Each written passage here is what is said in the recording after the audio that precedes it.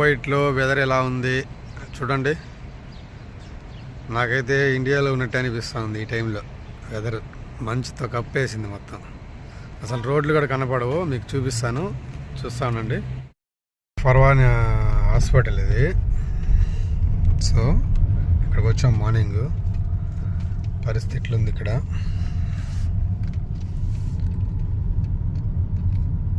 చూసారా, అంత రోడ్డు అసలు ఏం కనపడట్లేదు. కొంతమంది ఈ టైంలో ఈ కువైట్ పిల్లలు ఉంటారు, స్కూల్కి వెళ్తారు వాళ్ళు. కొంతమంది వాళ్ళే సెల్ఫ్ డ్రైవ్ చేసుకొని అత్తి పిల్లకాయలు ఉంటారు.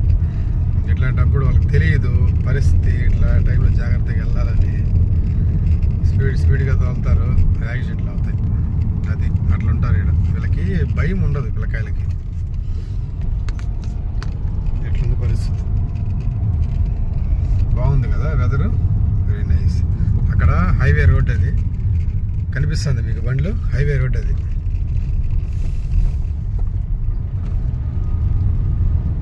బాగుంది కదా హాస్పిటల్.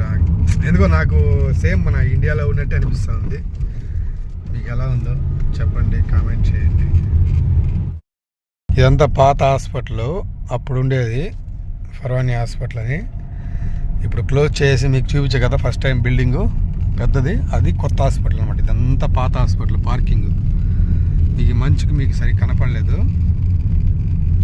ఇదే మెయిన్ హాస్పిటల్ అనమాట, పాతది, ఓల్డ్. చాలా చిన్నదిలే హాస్పిటల్, కనపడట్లేదు మీకు. మొత్తం బిల్డింగ్లే కానీ ఏం కనపడట్లేదు. ఇప్పుడు మనం వచ్చాము హాస్పిటల్, ఫర్వానీ హాస్పిటల్. ఇప్పుడు దీనికి ఆపోజిట్లో ఉంటుంది. అస్సలు ఏం కనపడలేదు. చూడండి ఇట్లున్నది పరిస్థితి ఇప్పుడు.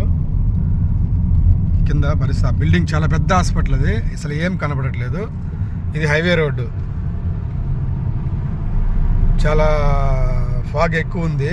హైవే రోడ్డు అసలు ఏం కనపడట్లేదు. బయట ముందు జస్ట్ కొద్దిగా కనిపిస్తుంది కానీ అస్సలు ఏమి నీకు బయట ఈ బిల్డింగ్స్ అని కానీ లైట్ కనిపిస్తూ ఉన్నాయి. అక్కడ ఒక ఫుట్బాల్ స్టేడియం ఉంటుంది, అది కూడా ఏం కనపడట్లేదు. చాలా ఫాగ్ ఎక్కువ ఉంది. డ్రైవింగ్ మాత్రం చాలా జాగ్రత్తగా చేసుకోవాలి. ఇప్పుడు అట్లుంది పరిస్థితి. టైము 7:50 అవుతా ఉంది పొద్దున. ఇప్పుడు కనిపిస్తున్నాడు సూర్యుడు.